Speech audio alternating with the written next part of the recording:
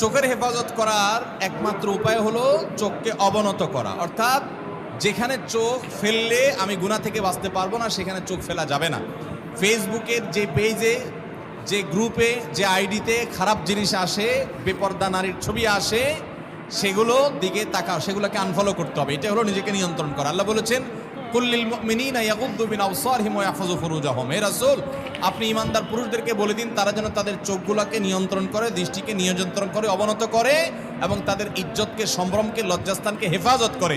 অতএব আপনি চোখের হেফাজতের জন্য চোখকে অবনত করতে হবে, চোখকে নিচের দিকে তাকিয়ে হাঁটতে শিখতে হবে, যেখানে সেখানে তাকানো যাবে না।